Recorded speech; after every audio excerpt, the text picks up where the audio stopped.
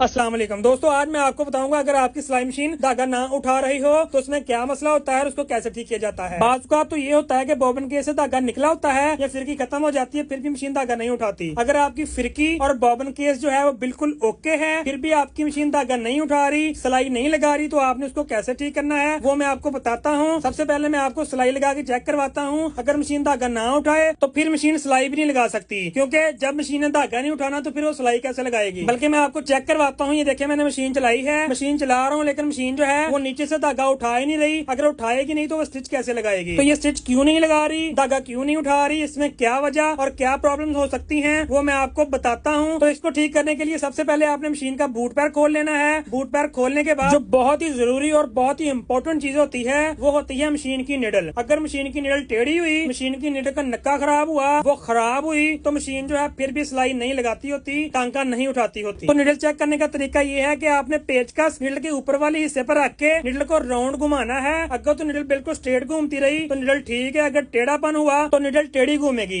उसके बाद आपने नक्का चेक करना है कि निडल का जो नक्का है वो बिल्कुल ओके होना चाहिए, वो खराब नहीं होना चाहिए। तो निडल का नक्का खराब था, मशीन में और वजह थी जो सिलाई नहीं लगा रही थी। तो अब मैं आपको नई सुई लगा के इसकी सेटिंग करके दिखाता हूँ किस वजह से मशीन टांका नहीं उठा रही थी। तो बाज का आप सुई ही गलत लगा लेते हैं। आपको मैं सुई लगाने का तरीका बताता हूँ। एक लाइन बिल्कुल सीधी होती है, दूसरी साइड पे छोटा सा कट होता है। जो कट वाली साइड होती है वो आपने मशीन की अंदर वाली जो साइड होती है उस जगह पे रख के फिर ही आपने निडल लगानी होती है। और निडल लगाने का जो तरीका होता है वो ये है कि निडल को आपने फुल ऊपर गज के साथ टेक लगा के फिर निडल को टाइट करना होता है, नहीं तो निडल नीचे रह जाती है, मशीन का टाइम आउट हो जाता है, जिस वजह से मशीन सुई तोड़ने लग जाती है। तो अब हम सुई लगा के चेक करते हैं कि सुई का प्रॉब्लम था या कोई और मसला था। तो देखें सुई नहीं लगा ली है, फिर भी मशीन जो है वो धागा नहीं उठा रही, इसका मतलब है कि मशीन के शटल में प्रॉब्लम है। तो इसको चेक करने के लिए जो ऊपर निडल प्लेट उसके 2 स्क्रू आपने खोल लेने हैं। खोलने के बाद पटरी उतार लेनी है। अब मैं आपको बताता हूँ कि मशीन जो थी वो धागा क्यों नहीं उठा रही थी। तो ये देखें, ये शटल है और ये निडल है। निडल का और शटल की एक टाइमिंग होती है, एक एडजस्टमेंट होती है, एक सेटिंग होती है। अगर इन दोनों की सेटिंग आउट हो जाए तो मशीन धागा भी तोड़ती है, टाप भी करती है और धागा भी नहीं उठाती। तो अब मैं आपको बताता हूँ निडल की और जो शटल है उसकी एडजस्टमेंट और टाइमिंग कहाँ पे होनी चाहिए। तो अभी आपने देखा सुई के सुराख के नीचे से शटल की नोक गुजर रही है, यहाँ पे मशीन ने धागा नहीं उठाना। और अगर कट के ऊपर वाली साइड से शटल की नोक गुजरे तो मशीन टॉप करती है। इसकी जो राइट पोजीशन है वो ये है कि निडल का जो कट होता है उसके सेंटर में से शटल की नोक गुजरनी चाहिए और इतने फासले से गुजरे ना तो टच हो